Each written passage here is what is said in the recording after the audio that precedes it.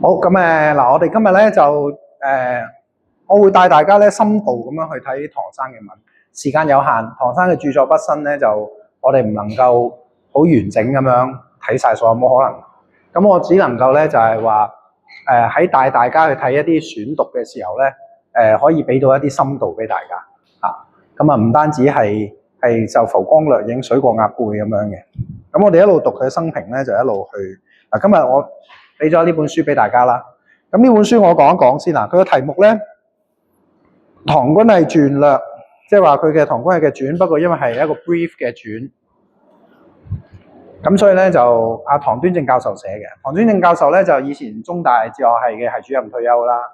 咁其實唐端正教授亦都係新亞第一屆嘅畢業生，亦都係唐君毅先生嘅貼身秘書，係啦。咁所以咧佢跟隨唐先生咧係最長嘅時間。咁啊，好不幸，唐端正教授今年都去世，90幾歲。啊，之前我有聽過佢講學，佢喺法住都講咗好多年書。咁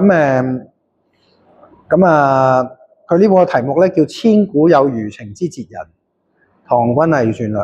咁其實咧，千古有餘情咧呢個咧就係遲啲我會同大家讀嗰篇咧孔子嘅人格世界，唐君毅先生自己一篇文裏邊嘅一句説話嚟嘅。咁後期咧就陳文山先生咧喺我哋後尾會讀到就係喺唐君毅先生死後咧嘅弔文裏邊咧就引翻呢篇文章裏邊一段，就講其實唐生正正就係實踐咗佢自己寫出嚟嘅嗰個人格。咁其實好感動嘅真係。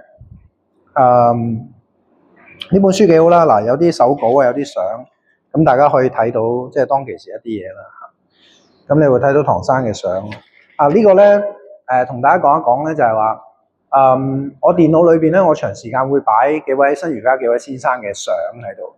咁咧其中一個唐生同我記得應該係唐生講嘅，當我哋心煩意亂嘅時候咧，佢話無論古今中西，凝望偉人嘅肖像係可以讓你個心平和。咁呢個係得嘅，你哋去試下。即係當你心煩意亂嘅時候，你攞一個你尊敬嘅偉人，你就靜靜地望住佢，你會發現你個心好快就平靜落嚟。因為你一望住佢嘅時候咧，你會勾起翻你對佢整個人生嘅一個回憶，然之後咧你會自不然就喺度諗，如果佢喺我呢個處境，佢會點做？同埋你要睇到，哇！佢咁樣嘅奮鬥嘅一生，同我即係好多嘢嘅，即係當然有好多超越呢啲咁樣理性嘅東西。咁呢個其實我最中意就睇下熊十力先生張相。熊十力先生係熊子珍先生。嗱，咁我哋打開第3頁啦。佢就話先生嘅父親唐滌風先生咧，長身就美鬚啊，呢個即係美鬚咁解，即係啲鬚好靚嘅。望之如合士，初與儒學不相契，曾出題命學生，力舉孔子之失，係嘛？咁咧就即係佢後生嘅時候就唔中意儒學嘅。咁及其母逝萬念俱灰，乃返其本而求於聖賢之書，遂歸於儒。與彭雲山、吳方吉、蒙文通、劉鑑全先生創辦敬業學院，就喺四川嗰度啦。滌豐公被推為院長，在任國民公報主筆嘅時候咧，就慎當時黨人民士多趨炎附勢，有武士頭顱民士筆，競紛紛化作侯門狗之句。咁咧就佢就成日都講啦，就下邊泰式第2段，泰式大亂將作，勢難收拾，因為嗰陣時大家中國好亂啊嘛。如何為民族保存一線生機？如何為學問留下一些種子？慷慨激昂，語聲驚路人。佢嘅朋友就喺佢死咗就寫佢無錢買米就有錢買樹。咁你睇唔睇到呢個經歷咧？陣間同阿唐生好似嘅。即係唐滌風咧，佢細個嘅時候又係唔中意儒學，係嘛？到佢媽媽去世啦，佢先發現原來我哋一切思辨性嘅戲論咧，對人生嘅苦痛係冇幫助，即係同生命呢個真實存在係冇關係。咁所以喺嗰一刻佢先知道原來中國嘅文化嘅領域喺邊度。佢就係要照顧呢一個真實存在嘅我哋呢個當下嘅生命嘅存在。咁好啦，佢話先生嘅母親陳大任女士就曾任教於簡陽簡易女子呢個師範咁重慶師範，咁就佢好有文化修養嘅。你遲啲睇佢寫俾個仔嗰啲文今年更比去年窮，零米星星過一冬即係以前嘅人係艱苦之中但係就有嗰種文化嘅生活所以頭先咧，我哋即係同阿美玲討論起唐代，即係有點解我哋嚮往文化高咧？其實我哋人類係最渴望嘅生活係一個有文化嘅、有人民高度嘅一個社會，係嘛？商人有誠信教師有傳道嘅心，有愛護學生嘅心，係嘛？父慈子孝兄友弟睦，跟住然之後，譬如你哋有冇讀過文王楊叛嗰個故事？咁咧就係講緊話說當其時周文王咁喺西岐好努力經營自己嘅地方，咁咧就因為佢好有德行，咁佢個名聲就傳到去周圍。咁喺佢鄰國咧就有兩個部落蠻部，嗰啲蠻族，咁就為咗啲領地咧就爭持不下，咁打仗又打到好攰。咁兩個部落首領就話：聽講周文王好有德行嘅，我哋揾佢去評下你。咁氣沖沖兩個人咧就去評你。咁走入去周朝嘅西岐領地嘅時候咧，就見到即係行者歸於途，就富者優於庶嗰啲，即係總之係老人家咧就唔使孭重嘢嘅咁然之後咧就即係大家都做翻自己本分，跟住去到嗰個田，佢哋行嘅時候，總有陣時喺啲田邊路啊嘛，得一個人過嘅。咁啲每遇到嘅鄉親咧，都係會先一見到佢哋要過咧，就先踩落個田度等佢哋過。叫讓伴，咁結果咧呢兩個蠻族嘅首領咧，攞住成套火嚟噶嘛，諗住爭過你死我活噶嘛，都未見到周文王，佢就話吾與爾歸乎，係嘛？我哋無禮之人入有禮之鄉，佢話好醜怪啊！我哋走啦，我哋咁翻去之後就大家唔爭即係大家就睇到呢種美好。即係人心係嚮往一個咁美好嘅人世界，係嘛？即係佢嚟到，佢發現周文王你統治嘅地方啲人咁好，唔爭，好禮讓，唔識嘅人行條路都讓你。我哋兩個喺度做乜嘢？我哋兩個鬥生鬥死喺度爭啲乜嘢？嗰塊咁嘅荒蕪之地，係嘛？都係一時意氣啫嘛。佢話我哋咁樣嘅無禮野蠻之人，邊有面目去見下周文王？我哋翻去啦。咁已經平息咗一個紛爭咁所以就係話，我成日好慨嘆就係，我哋而家現代人活得比較唔舒服，比較痛苦，就係因為個時代文化嘅發展越嚟越往非人化嗰度去發展，所以呢個先至係我哋點解要做文化工作最究竟嘅一個原因人文化成文化，人文化成嘅世界。你哋揭去呢本書最尾。應該係98、97頁到，我睇下先97頁。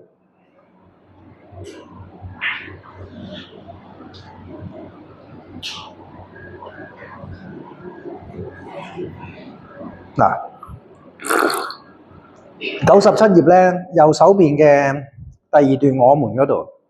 咁呢個咧係唐端正教授喺唐君毅先生寫到唐君毅先生過世之後咧，佢自己發嘅一段感嘆嘅97頁，佢就話：我們這個時代是價值失落、理想萎縮的時代，是人類的生存價值被蔑視的災難性時代。這一切災難的根源，都是把人類物化的結果。生命主體被套在物世之中，成為一個任人擺佈的客觀對象。於是，一切價值理想均從主體中游離出來，生命完全陷於虛無的境地。一般所謂識時務嘅人呢，對時代病痛茫無所知，只知順物世走，求喺力嘅爭衡裏面保持自己存在嘅地位，一啲現實嘅名位啦。而能夠對時代嘅病痛以發聾振聵嘅聲音作人性嘅呼喚、價值主體嘅呼喚、理想主義嘅呼喚。當今之世無出先生之有。跟住落少少，又先生認為真正嘅理想主義必須對人生文化之價值、理想有愛慕之情，若只視為玄虛之當然加以欣賞，即係講緊我哋對文化嘅價值啊！我哋係要有一種深深愛慕之情，愛慕你就會想點啊？愛就想取啊嘛，你係好希望能夠獲得佢、實現佢，你有呢股動力。而唔係當佢好似喺博物館嘅一個花樽咁，哇，好靚啊，好好啊！睇完就唔關你事。佢話咧，所以截斷此諸理想所由生起嘅根，你冇呢種愛慕，你就唔會有理想嘅生起。無根之木，所以哲學嘅智慧咧，喺認取呢個理想嘅生生不息，令理想嘅根喺我哋嘅性情，使客觀嘅理想還歸於生命嘅主體。啊，你諗下，令到客觀嘅理想還歸去我哋生命嘅主題，簡單啲嚟講就係我哋能夠喺我哋一生裏邊去實現實踐呢一個理想，呢個文化理想。咁所以其實我而家睇好多喺大學裏邊講哲學嘅人咧，包括你去睇嗰啲咩好青年荼毒室嗰啲 channel 咧，你睇完你就覺得即係好似過下爽下咁咯，但係你唔會睇到佢哋好有真實嘅學問喺嗰度，即係你唔會牽動到你，因為佢哋自己本身都係當哲學係一個花瓶，係一個欣賞嘅事物，甚至乎係一個炫耀自己嘅東西啊！但係我幾勁啊，而冇去將自己嘅生命投入去，點解我要從事哲學嘅探尋啊？你睇唐山人生你就知啊！咁我哋翻去唐山人生一路講，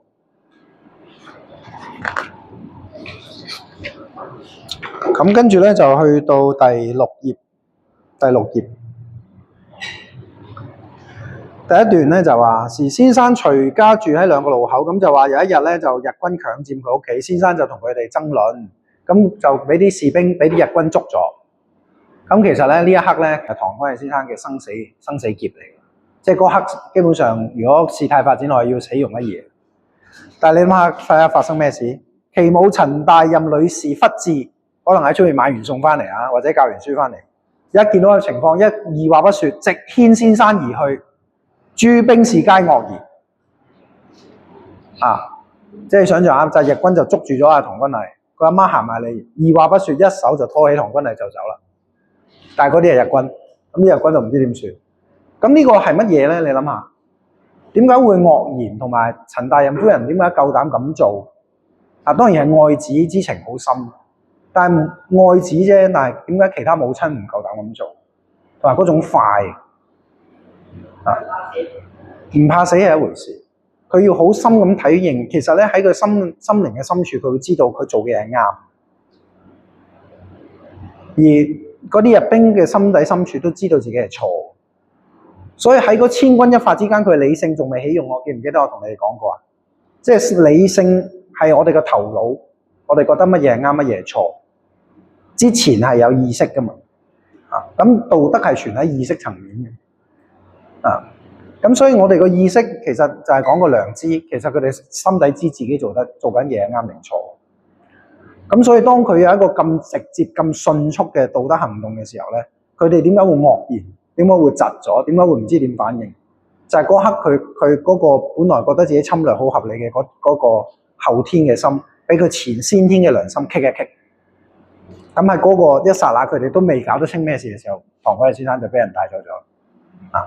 咁所以你睇到咧，真正讀書人咧係會養出呢種道德嘅力量。其實呢個咧就係孟子講嘅其中一個例子，就係養氣。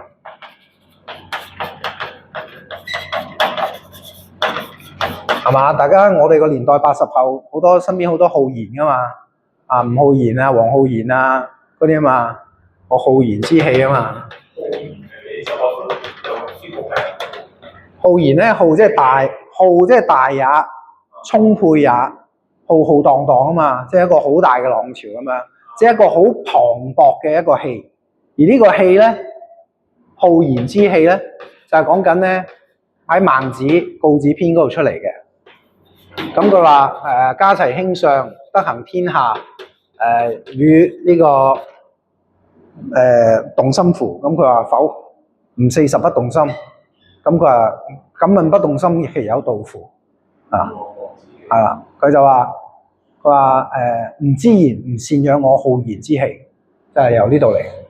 所以你叫咩浩然有嘅？其實就簡單啲嚟講咧，就係話佢哋話其為氣也，至大至剛，能充四體。及其至也，能充四體。佢話作為呢種生命充斥嘅能量嘅力量，佢咧係至大至剛喺呢個宇宙裏面。到佢可以好順暢、好極致咁運作嘅時候，你會發現你整個身體啊，連隻手、連隻腳都似乎灌入咗一股力量。咁你哋如果你哋有咁嘅道德實踐，你哋會你哋應該會體會過就係話，當有一樣嘢你覺得眾千萬人唔往矣嘅時候，你會發現你個人係好有動力、好有 power 咁嗰個就係我哋講嘅浩然之氣，就係我哋講嘅道德嘅力量咁文天祥作正氣歌咪就係講呢樣嘢啫嘛。於人曰：天地有正氣，雜然賦流形，下則為河岳，上則為日星。於人曰浩然，雜然於人曰浩然，沛乎塞蒼冥。係嘛？佢就話其實呢個氣係咩啊？呢個氣就係宇宙嘅一個正軌正道，一個趨勢。你叫佢一個規律，佢係一個喐嘅力量嚟嘅。咁呢個力量化喺宇宙裏邊就係日星山河，喺人身上咧嘅展現就係浩然就係咁樣。咁佢後尾就用自己文天祥用自己人生去展示，佢俾人韞喺個囚室3年啊嘛。係嘛？啲人喺度食，喺度屙，死咗又喺度腐爛咁樣。咁佢3年，跟住之後得閒又水，即係出邊落大雨又浸水入嚟。跟住你諗下呢啲咁嘅天氣，咁焗喺裏邊。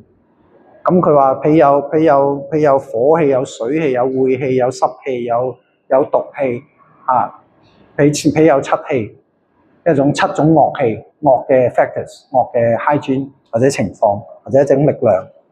佢話我係一介書生，佢入嚟好多強盜汪洋強盜嗰啲好鬼強壯嘅身體，嚟到冇幾個月就死咗。佢話我一介書生喺度3年，乜事都冇。佢話脾有七氣，吾以一氣當之，是名正氣，乃賦正氣歌。佢就時時刻刻知道我做緊嘢係啱，所以佢心裏邊有呢股咁樣好定嘅正氣充斥住佢身體。佢就用自己3年嘅生命去實證咁俾你睇。呢個我哋中國有個學問係真實咁所以喺咁樣嘅情況之下，佢先至寫正氣歌。所以我哋中國人咧，佢哋我哋冇點解中國冇哲學？中國人唔係咁中意講一啲即係頭腦嘅遊戲嘅，即係頭腦嘅遊戲講緊推到去好前咧，已經要去到譬如好似先秦諸子公孫龍子嗰啲白馬飛馬雞三足卵有毛嗰啲，你有冇聽過係嘛？白馬就唔係馬，知唔知點解啊？因為邏輯啊嘛，係嘛？呢個 area 係馬，咁白馬有黃馬、白馬、黑馬、中馬噶嘛，跛腳馬係嘛？咁你白馬咪一忽啫嘛，係咪？咁所以呢個白馬咪唔 identical to 馬呢個概念咯，所以就白馬飛馬。雞三足點解啊？數佢有2隻腳，概念上嗰隻腳又係一個，所以概念上嘅腳加你經驗上嗰2隻腳就要有3隻腳。卵有毛，蛋有毛嘅，點解？因為蛋會孵隻雞出嚟，雞一定會有毛嘅，咁所以毛呢件事喺個卵裏邊已經有嘅。你好似拗佢唔贏呢個惠施公孫龍子呢叫名家，名家咧就下晝思考呢啲東西嘅咁其實係講緊一個思考嘅規律，個嚴謹性係有需要嘅即係唔係一個冇價值嘅東西嚟嘅。只不過我哋即係中國人，我哋好像由古至今好着重嗰種生命嘅實踐同實存，嗰種體會體證當你見證咗之後，嗰樣嘢就一定係真實㗎啦，係嘛？你點樣解釋佢係你嘅事，但係佢之為真實係冇得拗，係咪？好啦，咁第二段，先生10幾歲嘅時候咧就讀陸象山啦，就話宇宙即吾心咁大家有聽過呢句話？陸象山講嘛，吾心即宇宙，宇宙即吾心。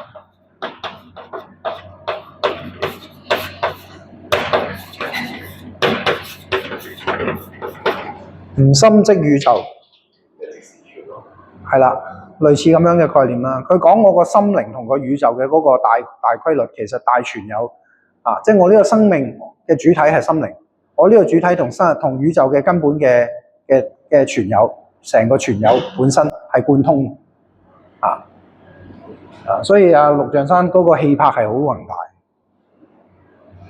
你如果喺存有上體證到自己同呢種宇宙嘅貫通性咧，你會有好對人性或者對自己成個人咧，你會有個好強嘅信念，係啊！所以點解新亞嘅校歌講嘛？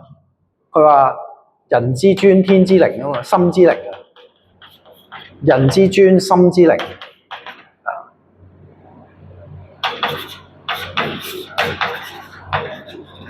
跟住係咩啊？嗰首歌。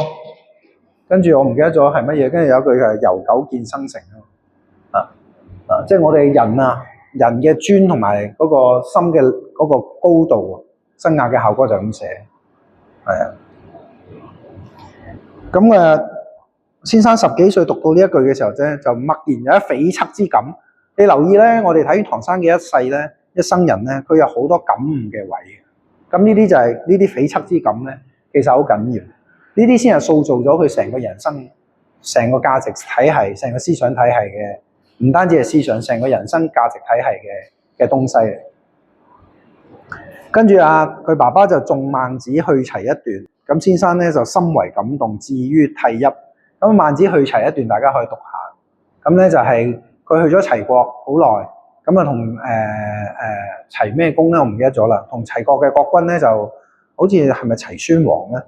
就同佢喺度討論咗好多，咁齊宣王咧都講咗好多嘢，就好坦白嘅。佢話寡人有疾，寡人好色，係嘛？寡人有疾，寡人好樂，咁所以佢先至會話獨樂樂不如眾樂樂，係嘛？佢話王如好樂，與眾人同樂，咁你就其樂也無窮，即係你冇所謂，你即管去眾樂，只要呢種樂你快樂時，你嘅國民可以一齊快樂，就即管享受呢個快樂，係嘛？咁樣諸如此類，係嘛？咁佢你見到齊宣王咧，其實係好對孟子係好信任，亦都好坦誠。咁其實老實說，孟子游說咁多個國君之中咧，齊宣王係比較都係真係最同佢契合㗎啦，差唔多係國君之中。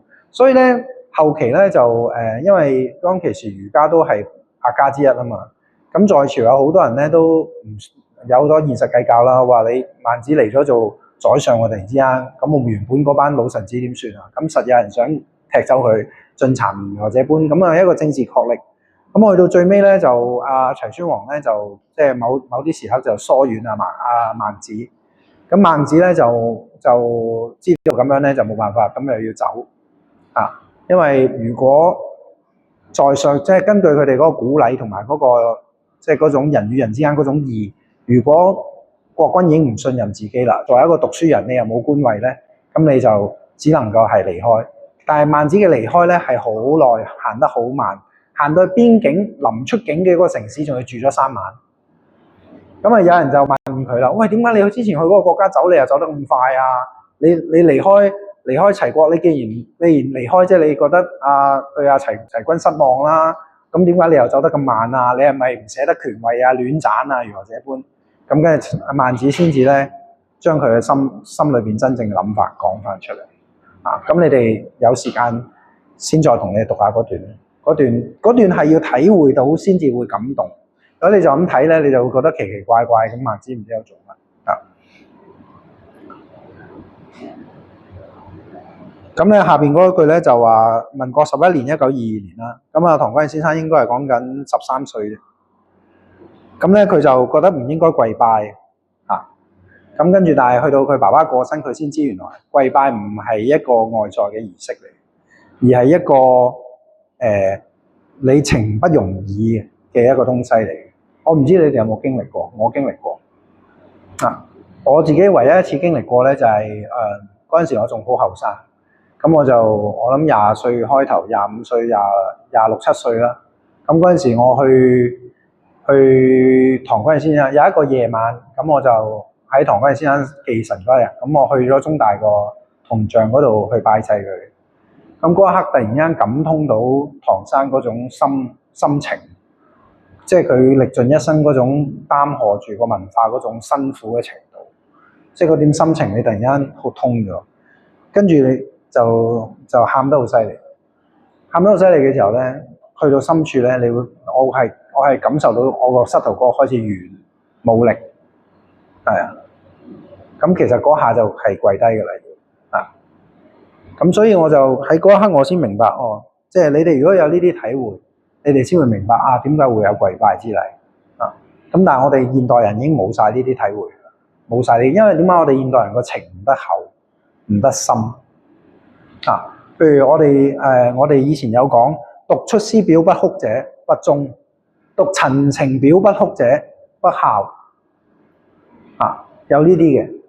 咁有4篇文嘅有四篇名篇，感情係好真摯嘅。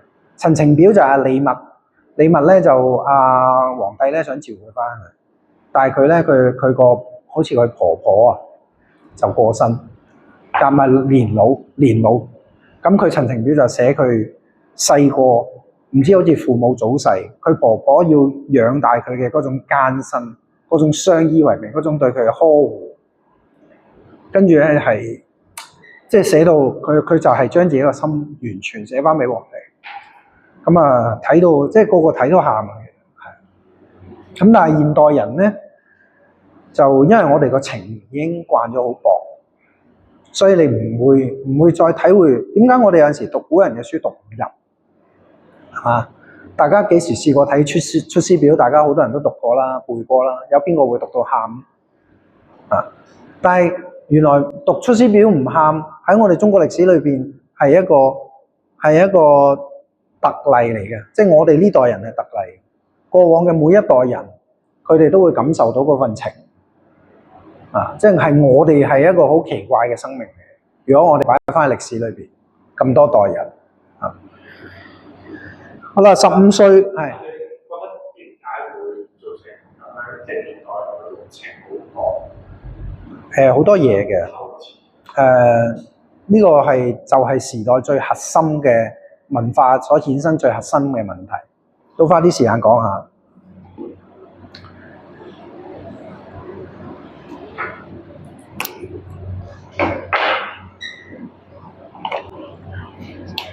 現代我哋先唔好講其他地方啦，我哋講最近嘅中國香港啦，好冇？近代係一個價值已經冧晒嘅社會咩叫價值冧晒咧？你將時間調回去大約1800年或者1750年嗰個時間，大約250年前到嘅啫。250年前嘅世界同呢家係完全兩個星球。如果有外星人250年前嚟探過地球，到今天嚟探一探地球，佢會覺得以為我哋個坐標係咪搞錯咗？係嘛？呢個咪地球嚟嘅，係咪去錯地方？你諗下喺西方250年前你有冇睇過《天國驕雄》啊？天國雄兵雄師定天國就講十字軍東征嘅咁其實佢嗰邊咧就係講話主角咧好靚仔一個主角啦。咁佢就其實佢哋嗰個十字軍東征裏邊咧有好多好有情義嘅人物，係好似我哋嘅《三國演義》咁樣。咁我唔記得叫天國雄師定乜嘢咁樣嘅咁咧就佢第一幕就係話佢太太因為個仔流產定唔知死咗，跟住哀傷得滯走去自殺，跟住然之後自殺咗之後咧，咁佢就要葬佢個老婆。咁但係葬佢老婆，因為自殺嘅人係唔可以入天堂，一定要入地獄嘅。咁所以咧個 bishop 咧就嗰個村莊嘅 bishop 就啱啱係主角個阿哥。咁佢阿哥咧就點都要割佢嗰個太太個頭落嚟，佢就死都唔肯俾佢咁做。咁咧就係因為佢話因為另一個基督教嘅信仰就係話，如果你嘅身體個遺體唔完整嘅，你亦都係進入唔到天國。咁所以咧，佢為咗幫佢太太重新打開一條可以回歸天國嘅路，佢先去參加十字軍東征。所以你睇到就係話喺嗰陣時嘅西方，佢哋都仲係有一種好崇高嘅世界喺嗰度即係佢哋嘅價值觀係有好多超越現實嘅東西喺嗰度。西方係咁中亞、西亞係咁，我哋東方都係咁去到近代，就會去到一個類似解咒啊，即係 Max Weber 佢講用個 term 叫解咒，即係呢啲咧係似乎超越於科學之上嘅嘢咧，因為科學開始膨脹，膨脹咗之後，我咪講過科學嘅泛濫，係嘛？科學係唔能夠嚟指導人生，佢只能夠規範經驗世界，係嘛？讓你產出新嘅知識技術，讓你生產新嘅工具，係嘛？讓你發現新嘅理論，呢啲可以了解經驗世界，但佢唔能夠指導你點樣做一個人噶嘛，佢唔能夠話俾你聽點樣完成你嘅一生噶嘛，佢唔能夠話到俾你聽乜嘢係是非好惡，佢唔能夠俾到你一個宇宙人生嘅價值嘅排位噶嘛，佢唔能夠俾到你一個行為嘅標準噶嘛，佢更加唔能夠俾到你乜嘢係一個美好嘅人生，即係人類嘅世界啊，真正嘅美好、真正嘅幸福應該係點樣去營造嘅世界。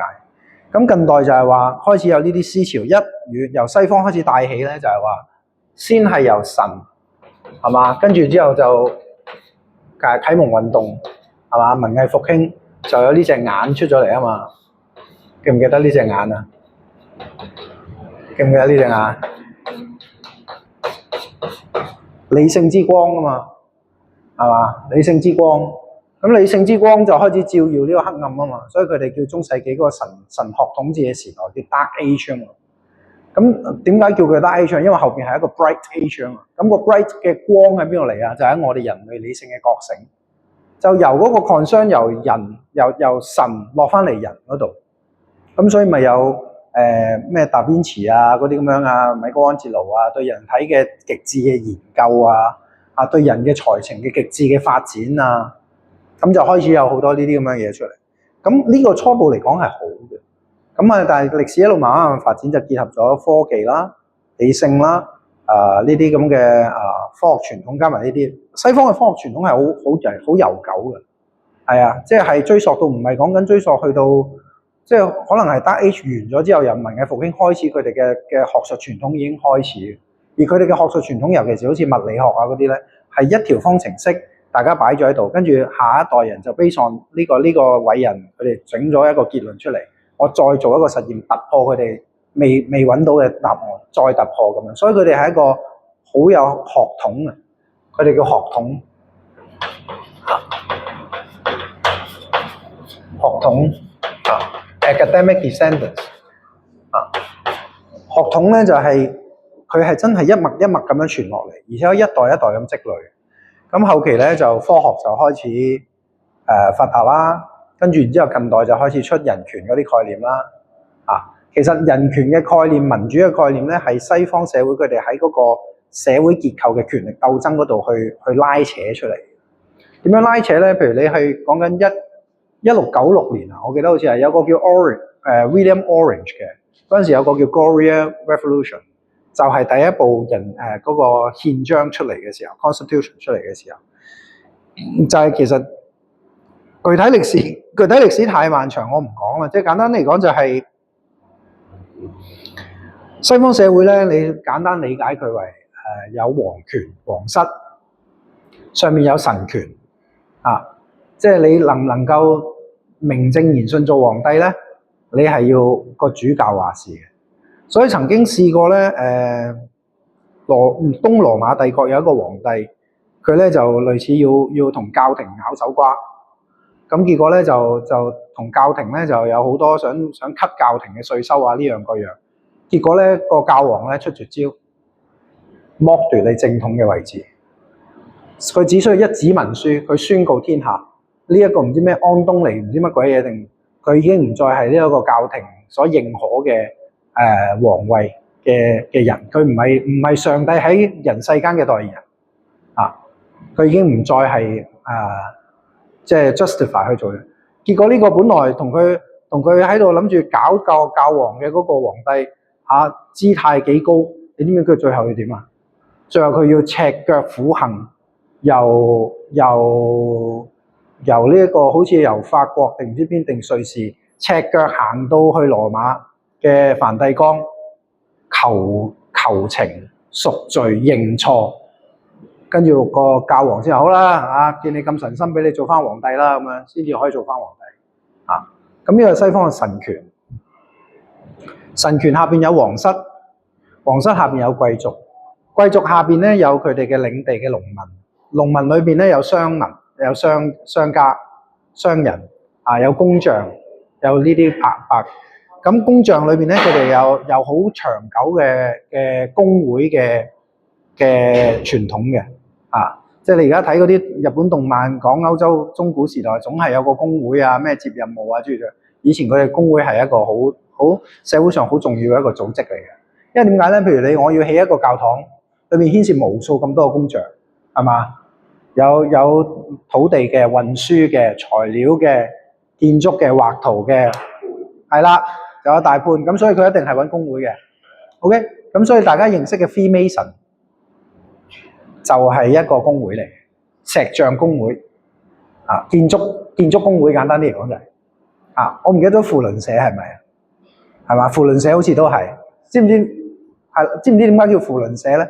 因為佢哋係一個 logistic 工會嚟嘅，嗰個轆咧，嗰個輪咧，其實就係一個運輸隊啊，我記得係咁樣嘅。扶輪社我唔 sure 啊。但係 Freemason 我就好肯定嘅啊 ，OK， 咁好啦嗱，西方社會有呢一嚿，咁所以咧佢最後咧就會有一個叫做互相嘅權力嘅鬥爭，好簡單。Let's say 我哋去到哥倫布嗰個年代，咁嗰陣時有好多國家崛起咗，譬如葡萄牙一開始好勁啦，咁啊西班牙我唔記得咗葡萄牙之前係挑戰丹麥。譬如丹麥同埋葡萄牙兩個新興嘅國家，佢哋要擴充打仗嘅喎，打仗要錢㗎嘛。咁皇室佢哋本來透過啲探險家攞到啲錢啊，開到新土地有錢啦，稅收有錢啦。咁但係打仗突然間個開支好大㗎嘛，咁冇錢咁揾邊個攞啊？工會一回事，揾商人啦，工會咪即係商人咯，係嘛？咁商人佢哋係咩階級啊？社會階級？普通市民咯，係咯，咁佢就會話啦，喂，我而家俾最多錢係我，但係國家我冇 say 嘅喎，咁點搞咧？咁樣咁又佢其實一開始攞錢問貴族攞嘅，因為貴族有領地有稅收，咁所以咧啲貴族咧就係咁供皇室，咁皇室要打仗冇錢啊嘛，咁啊如何這般？咁啊最後咧就大家講數，所以成個西方制度咧並唔係啲咩崇高理想搞出嚟嘅。係黑社會講數咁講出嚟嘅，啊又唔好話黑社會啦，總之講數。咁啲貴族就話：喂，我俾咁多錢你，分翻啲嘢嚟好喎。咁皇室有咩可以分俾佢啊？咩啊？係有咩着數啊？作為皇室，佢冇錢，但係佢有咩着數俾到？着位嘛，差唔多啦。聰明啊 William， 權力。所以就整個上議院，以後你個國家嘅國策。我有份參與，掂咩係嘛？咁我如是者咧就行咗好耐，之後咧貴族都開始冇錢啦，咁就要問學你話齋問工會啦，問商人攞啦。咁啲商人梗係照法煮碗啦，你有求於我呢鋪，我仲唔嚟勒索你係嘛？咁所以話你要我俾稅收你，俾錢你借國債俾你 ，OK， 開個下議院啦，啊，所以有個下議院出咗嚟。所以你亦都明白點解當年咧美國獨立嗰個戰爭打響嗰個茶黨話咩喺隻船度掉啲茶葉落嚟咧？佢哋有句名言叫 no representative no tax 啊嘛，即係話你要收我稅，我就有資格係派代表入去政府嘅議院裏邊去爭取屬於我哋呢個團體嘅權力。咁我好記得嗰陣時咧，佢唔係話加佢茶葉稅嘅，係減佢茶葉稅嘅。咁但係佢哋就作反啦。點解咧？因為稅收嘅 policy， 你喐到我嘅利益，但係你完全冇，我哋冇代表喺個議會嗰度，喺英國議會，即係美國嘅殖民地嘅人喺英國議會初頭係冇代表嘅。咁所以你咪即係佢哋就會覺得，喂，我冇咗呢個權利。佢哋唔係爭嗰個稅收，好似係減稅添。我記得嗰次係都要發癲啊！咁就開始就咁啦。所以呢個係西方傳統。咁喺西方傳統之下，你諗下啦，一個咁樣嘅社會之下，你唔信我，我唔信你，階級矛盾對立，而且有時候我又要預你，咁個契約精神係咪好犀利契約精神嘅前提係乜嘢啊？就要保障啲乜嘢？保障人權，係嘛？譬如我委託你 Freemason 去起層樓，咁我使唔使寫好晒所有嘢？一定要啦，係咪？咁將頭上下議院啊嗰啲唔同嘅社會階層去爭利益嘅時候，係咪要寫清楚晒所有嘢？好啦，咁喺呢個過程裏邊有一樣嘢就係話嗰個權力嘅核心，人權最重要最第一個權係乜嘢？如果喺歷史嘅發展裏邊，即係咁多種權利裏邊啊，最重要嘅，你作為一個公民，最重要嘅權利係乜嘢？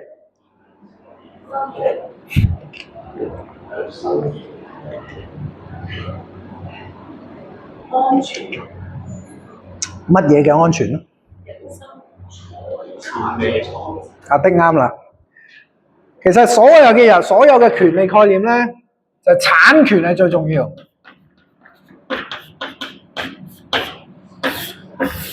因為點解啊？產權界定清楚，你先至可以知道財富屬於邊個。財富屬於邊個嘅，你先至去討論我哋嘅財富點樣分配。討論財富點樣分配，我哋先至討論我哋政治權力點樣分配。你根據佢個傳統係咪咁樣？咁所以產權係最重要。所以產權裏邊第一個係乜嘢啊？最開始嘅產權係乜嘢？地權。Who owns the land？ 呢個就係一個首出嘅課題。其實人權之父阿盧梭咧，佢當年你知唔知佢係一個咩人咧？佢係英國一個二流唔入流嘅公爵，被發配咗去即係佢可能喺本土撈唔到啦，撈唔到啲咩好日子啦。咁咧就去咗美國，去咗美國嘅頭嗰13個州唔知邊度啦。咁跟住然之後咧，佢就有一大笪領地嘅。咁佢去到嘅時候，咁佢要解決嘅就係 Who owns the land 啦。咁佢哋呢啲養士噶嘛，即係你諗下佢去一個公爵，佢唔係一個人去噶嘛，佢帶晒成個團隊去，裏面就包括盧梭啦。盧梭就係佢嘅食客，簡單啲嚟講就係佢養嘅一個讀書人。咁佢係叫盧梭，喂，你幫我整套理論出嚟 justify 我去搶地啦。咁佢就整咗嗰套咩天賦人權嚟出嚟。咁喺咁多權利裏邊咧，佢就講地權 ，Who owns the land？ 好啦，問你個問題 ，Who owns the property？Who owns the land？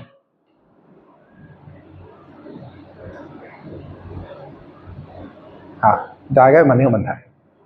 其實點解大家會靜咗咧？因為其實呢件事真係好似好難諗嘅，係嘛？因為土地係一個大自然嘢嚟噶嘛，點解無端端就屬於你啫？尤其是諗下佢哋去到美洲，漫山遍野嘅土地，咁點決定呢忽土地係你，嗰忽土地係我？所以佢就發明咗一個概念，就係 Whoever makes your labor into the land owns the land。即係你將你喺土地上有勞動過，咁你就可以擁有嗰個土地。所以大家記唔記得麥迪文嗰套火星任務啊？佢係啦，插旗一回事啊！佢裏邊有句，佢咪喺上面種薯仔嘅。佢裏邊咧，佢翻到嚟地球之後咧，佢有個好朋友同佢講，佢話 So you are the first person owns the land in Mars。所以如果你哋唔知呢啲西方傳統，你就唔知佢啱乜。因為佢喺火星嘅土地度耕作過啊嘛，佢 mix his labor with the land 啊嘛 ，that's why he owns the land 啊嘛，你明唔明啊？係咁樣嚟嘅啊，所以西方佢哋寫劇啲人都好有文化。咁就有咗地權啦，先可以有講個 property right 啊。property right 就係話係 exclusive 嘅即係我擁有我呢個 property 我喺我土地上耕作勞動所產出嘅東西就係我嘅產權。咁呢個就係成個社會嗰個政治嘅權力點樣去分割代表安排 allocate 嘅一個最底層嘅一個 unit 或者最底層嘅東西。咁所以你知唔知道英國、美國嘅時候，第一屆國會佢嘅代表全部都係landlord落嚟即係喺議會裏邊有投票權嘅，全部都係landlord擁有，仲要唔係細landlord喎，係唔知擁有幾多好大 area 嘅，即係你要有地去到一個好大嘅額，你先至可以進入英國嘅美國嘅議會獲得一個議席去作人投票決定國策，根本就係一個地主嘅集團嚟嘅嗰陣時。咁點解南北戰爭會打得咁犀利啊？就係因為農嗰個黑奴嘅問題啊嘛。黑奴問題就係最牽動呢啲地主嘅利益噶嘛。咁所以點解黑奴問題一牽動地主利益就可以引發全國戰爭？你咁樣一睇，你咪明咯，係嘛？咁好啦，去到呢度，你諗下，有權利，有跟住後尾有自由概念出嚟啦，有資本主義市場啦，有理性啦，跟住然之後大家開始喺個信仰嗰度已經開始行向理性，之後就開始要信人嘅理性啊嘛，咁就唔再行信仰之路啊嘛。喺基督教有句説話係好正噶，我以前好討厭嘅呢句説話，但係我慢慢咧長大咗啫，我明佢講咩。我明佢講咩之後咧，我係幾佩服同埋幾好有心意啊！呢句説話，大家有冇聽過呢句説話？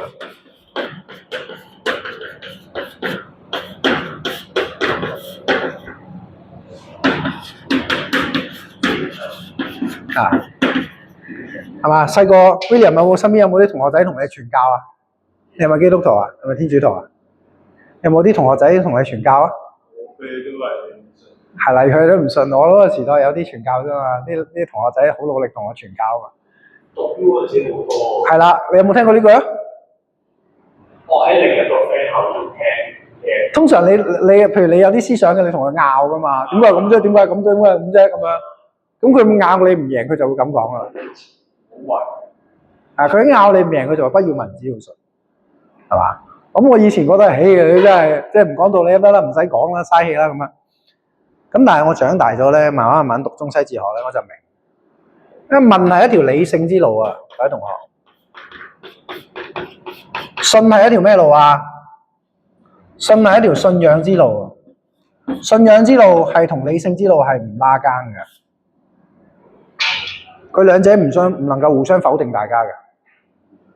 所以點解愛因斯坦一個咁勁嘅科學家，佢係一個咁虔誠嘅基督徒？我唔知佢係天主教定基督徒啦。總之愛因斯坦包括牛頓都係因為理性同信仰係兩回事嚟嘅。譬如我有一次咧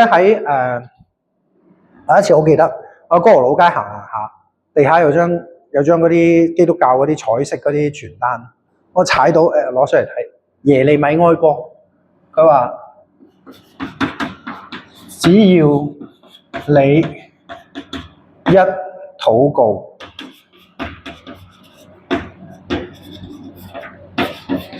嗱，大家要知道耶利米哀歌喺邊個創作背景？耶利米哀歌咧係當其時咧呢個猶太民族咧係仲係喺希臘做緊奴隸嘅時候寫出嚟，得唔得？佢話只要你一禱告，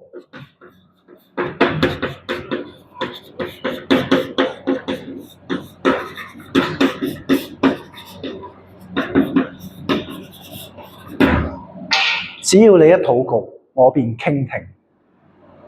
哇！我一睇到嗰句，我眼水都飆埋出嚟，真係眼淚都飆埋出嚟。你諗下，你喺人生最苦痛嘅時候，有一個永在、永真、永善嘅神，只要你一禱告，佢就會傾聽。你個心靈頓時湧起無限嘅希望同溫暖。咁你呢啲你唔係理性嘅道路嚟㗎，呢啲係純信仰嘅道路嚟。但係呢個信仰嘅道路，佢會讓你咩啊？佢會讓你嘅生命發生質嘅改變。當一個冇信仰嘅人，佢去到咁嘅絕境嘅時候，佢會冇晒力。外界未壓到佢嘅時候，佢可能會自毀。但係信仰嘅力量，佢有信仰嘅時候，你會見到佢係絕境嘅時候，佢仍然充滿希望。佢嘅生命仍然係充滿綻放嘅生命力，所以點解天主教能夠征服成個西方社會？喺古羅馬嘅時候，佢哋嗰種殉道，面對喺鬥獸場俾人劈入去鬥獸場，俾咗猛獸要食嘅時候，佢哋係好坦然、好安定、好堅定地繼續喺度祈禱。本來諗住嚟娛樂睇佢哋笑話嘅嗰啲羅馬居民，見到佢哋呢種咁強大嘅信仰力量，超越生命嘅力量嘅時候，係深深被震撼。所以點解基督宗教喺羅馬帝國可以傳播得咁快？係透過基督徒嗰種生命嘅見證，佢哋就係用佢嘅生命活出呢種信仰嘅力量俾你睇，然之後用呢一種嘅生命嘅實踐去說服你，去感染你。所以信係一個另一條路嚟㗎。你啊，但係如果你分走理性嘅話，你好容易會有人有別有用心嘅人利用呢一啲概念嚟做啲壞事，即係譬如咧，即係咁一定啦，都係咁一定㗎，一定㗎，呢個一定㗎。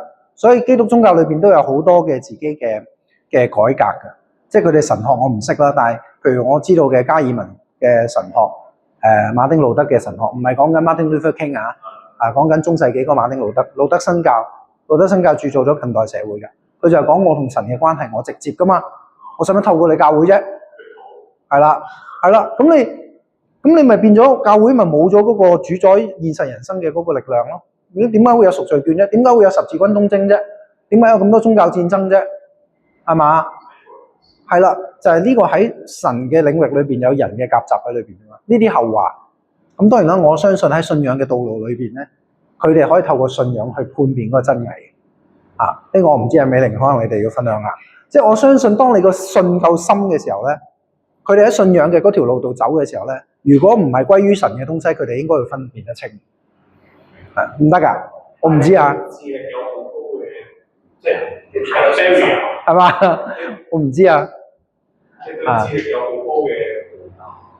係㗎，咁你可以問我，其實我以前書櫃咧長期有本聖經喺度，但係我成日都未得閒睇。唐君毅先生咧後面有開書單嘅，有講聖經嘅。係啊，書單我睇下佢喺邊度先。我括起咗啦，我遲啲我都要睇。第34頁，第34頁。嗱，呢個書單咧，大家睇下有冇志氣將佢睇晒啊？呢個講緊佢30歲未到嘅時候睇㗎啦，已經。嗱，佢話開列以下嘅書單勸人閱讀。喺外國有柏拉圖嘅理想國5大對話集、亞里士多德嘅倫理學、卡羅爾嘅英雄與英雄嘅崇拜、叔本華悲觀集，一路讀落去啊！有呢個新約之中嘅約翰福音，舊約之中嘅詩篇、雅歌、箴言、創世紀，諸如此類。維摩詰經咧就係講緊佛經嚟㗎，就唔係呢個聖經啊！你見唔見到啊？所以其實唐生佢點解話佢咁偉大咧？佢係旁通晒、縱攝晒海納百川中西印，即係一個人要鯨吞中西印嘅哲學，幾咁恐怖嘅一個使命先得㗎。咁咧就翻嚟就最後同你做個 round up，跟住俾你 take 個 break 就係話解釋咧。其實我覺得講呢啲仲比講書仲更加我更加着緊就係啦，即係嗰樣嘢就係話點解我哋而家個情會咁薄啊？因為我哋已經透過西方文化一路引導，我哋已經拒絕同埋唔承認理性與科學以外嘅幾乎所有嘢，幾乎所有嘢。你諗下係咪？當我哋去到信仰嘅時候，我哋都會話：哇！咁我哋唔理性都好易俾人呃。咁呢個係 make sense 嘅喎，呢個 question 係咪？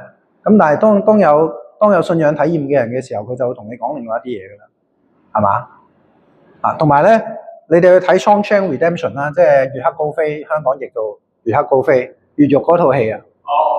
佢裏邊有句好經典嘅對白。阿 Red 即係 Morgan Freeman，佢就話：佢叫主角 Anderson， 佢話 Anderson，hope is a bad thing， it will get you disappointed， we should not have hope。跟住Andy 咧就話 no， 佢話咧 hope is a good thing，maybe the best thing we can ever have。咁其實咧我自己嗰陣時咧，阿吳明教授講咧，佢話你睇通咗呢套戲之後咧，你對成個西方文明嘅核心你就睇明，其實就係講緊呢樣嘢，成個西方嘅信仰文明咧，係嘛？你記得佢哋基督教講信之後講咩啊？信望啊嘛，愛啊嘛，望係高於愛噶。因為點解我嘅體會之中咧，我點解能夠通到去西方？我以前通唔到去西方，我係靠我能夠喺霍老師一路帶我通入咗中國嘅體會嘅學問，通入咗生命嘅本源。再由生命嘅本源轉翻出去另一條路，我先睇到，哇！嗰種偉大喺邊度？望咧，佢係一個 switch 嚟嘅，一個開關嚟嘅。你有希望，你有希望，你先至會有理想。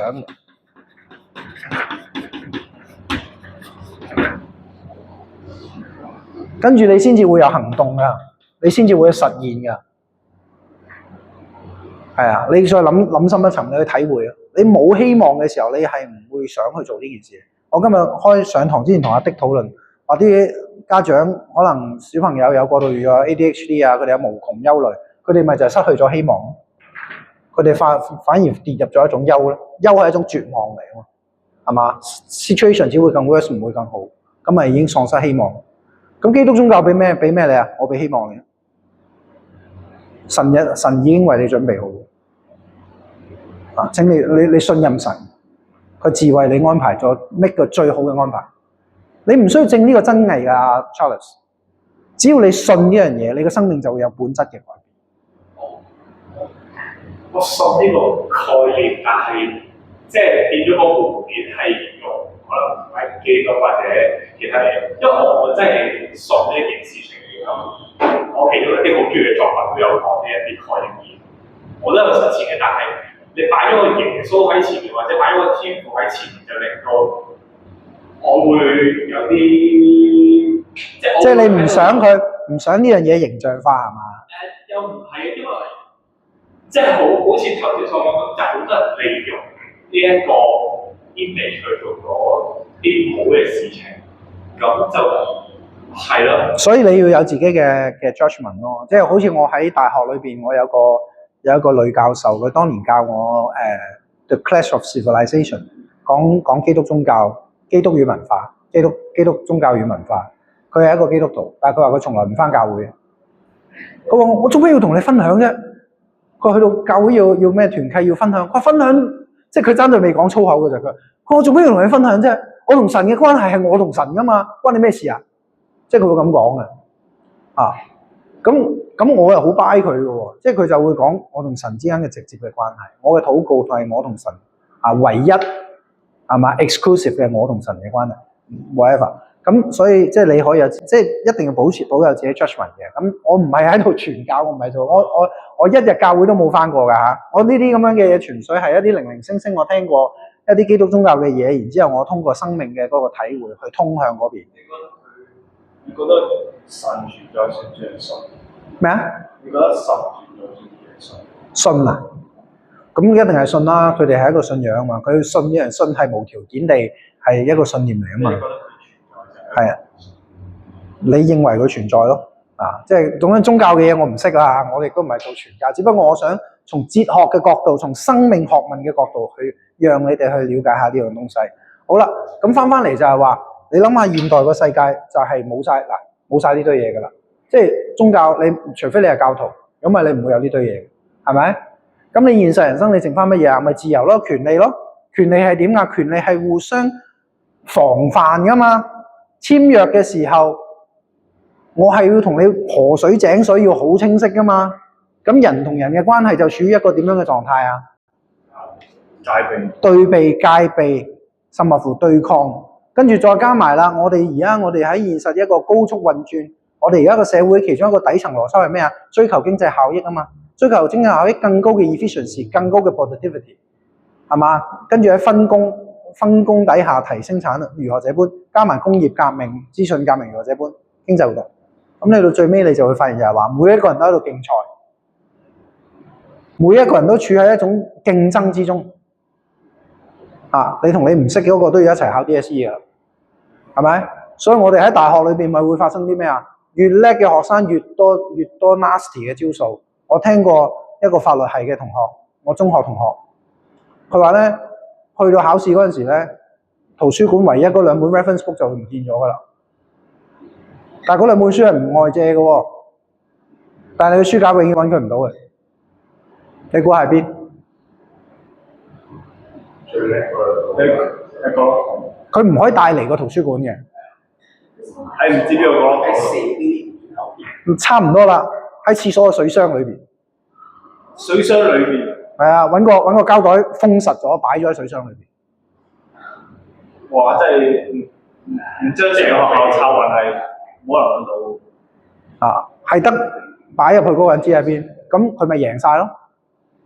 咁你全香港得嗰幾本書，咁佢哋全部同你鎖埋晒佢，咁你點睇啊？嗰陣時未有互聯網嘅時代，係嘛？有互聯網都唔會有成本書啦，係咪？咁你諗下，人就開始變成咁樣嘅關係。咁當然呢啲互相算計自古皆有，但係近代尤烈。咁你諗下，成個文化就開始咁，跟住然之後咧，近代工業文明出之後咧，開始就將人物化。你諗下，我入去工廠，我每日8個鐘就係做呢樣嘢，你同一台機器有咩分別？係嘛？然之後我哋喺政策裏邊咁多位有血有肉嘅人，大家都會化成一堆數字，係嘛？然之後講程序正義，講呢一啲嘢，其實一切都係由權利意識開始啫嘛。咁所以你見到我哋1970幾年獅子山下嘅時代，個社會亂糟糟，但係人心亂粒粒，係嘛？到今天2026年個社會似乎規矩好明晰，但係人心冷冰冰，係咪？因為就係你隨住呢個現代文明，你越走越越做得 sophisticated， 你越綁越多層嘅時候，你越嚟越多規矩嘅時候，其實呢個就係對人性嘅近喪啊！即係好似用斧頭去劈佢咁樣，就係咁樣。我哋係行緊一條咁樣嘅路，而且係越行越快嘅 Charles。但係即係你喺參數上面睇人類嗰個有其他嘅參數係好咗嘅，即係例如兒童嘅存活率、預期壽命、識字率咁。係啊，即係呢啲都係即係呢啲嘢嘅 support 其實係標榜分工合作。Exactly。啱。又冇即人對呢一個個體都係有進步嘅。冇錯，所以咧，我哋要做嘅咧，唔係要翻去農業社會。嗱，老子就主張呢樣嘢嘅，小國寡民，雞犬相聞，老死不相往來。唔好搞啲咩科技嘢，係啦。佢話有機械者，佢話有機械者必有機心。呢個係老子嗰陣時講嘅。咁呢個就係佢就原始生活、部落生活主義嘅、無政府主義嘅，即係唔好發展文明。但係咧，我又唔認同呢樣嘢嘅，即係你頭先講嗰啲嘢好啱嘅。我哋從另一方面，從現實層面講，我哋嘅經濟產出係歷史上最高，我哋科技係歷史上最大，便捷程度係最大，捱餓嘅人數可能係最少，我唔敢肯定啊。咁資源嘅享受係識字率、教育如何這般，好多嘢都係好嘅。但係問題就係話喺呢個同時嘅時候，你睇到人心嗰種萎靡，嗰種似乎係越嚟越辛苦。所以嚟緊要做嘅就係喺點樣可以糾正成個文化嘅走向，讓得我哋喺現實有嘅手段、科技、財富去服務於我哋人類真正追求嘅嗰種幸福嘅生活，而唔係喺另一方面係去拖住自己。嗱，其中一本書你可以睇咧，就係 Kevin Kelly。Kevin Kelly 我講過本失控啦，係咪？佢最新出咗一本唔知2046定唔知乜鬼嘢㗎。Kevin Kelly 佢裏邊咧就係用一種好正面嘅東西去思考科技呢樣嘢。因為譬如每樣新科技好似 AI 而家出嚟，大家都會好多擔憂。其實 Kevin Kelly 真係一個哲學家嚟，佢講到最尾就話，其實科技本身真係冇好與壞，我哋人先至係嗰個好壞嘅決定。咩啊？係啦，咁佢話，所以佢嗰本20幾多咧，2040幾啊，定唔知幾多2030幾咁樣。嗰本書咧係2049嗰本書咧，佢係一個好 optimistic 嘅觀賞未來嘅世界嘅科技嘅發展。佢就話佢唔係要 promote 一種科技樂觀主義，佢係話如果我哋人都唔能夠喺自己嘅心靈裏邊構建到呢個咁美好嘅運用科技嘅圖像，呢一種美好嘅科技係唔會出現所以佢就要盡佢嘅努力去開出呢一個嘅將來咁呢個就係話，我自己覺得最好嘅方向就係你能夠有人文嘅內容去補足咗我哋而家呢個偏差咗嘅一個時代文化嘅走向。有偉大思想家出嚟去批判翻，讓嗰個科學嘅泛濫，嗰個經驗界知識嘅泛濫，翻去佢自己，好似將啲洪水蓄翻入去先。咁，其餘領域嗰啲價值嘅學問啊、價值體系啊、人類嘅情感世界、信仰嘅世界得以重建，咁人類先至會可以去翻另一個即係真真正正可以去追求一個人民嘅社會有一種高度人民發展嘅社會即係你等於我頭先講文王樣伴嘅嗰個例子咁樣。你想象下，如果我哋而家有咁嘅科技，而又有咁樣嘅民風，咁呢個世界咪好美好，係嘛？所以呢個係我哋要努力，即係我哋要確認肯定近呢幾百年嚟科技俾到我哋嘅成果唔好倒退。但係我哋亦都知道喺呢一個前進嘅歷程底下，我哋犧牲咗啲咩？其實情形就有啲似我哋高速經濟發展過去嗰幾廿年，內地咪犧牲咗個自然環境。咁而家內地咪努力地去重新去 restore 翻個環境，而又冇犧牲到個科技嘅進展。只不過而家我哋係要去建設嘅係一個無形睇唔到嘅森林啫嘛，嗰個叫人民世界。所以點解後面唐生會寫人民之精神之重建啊，諸如此類嗰啲咯，得唔得？咁我哋去到呢個 break 去到搭半，我哋先再繼續，好嘛？好。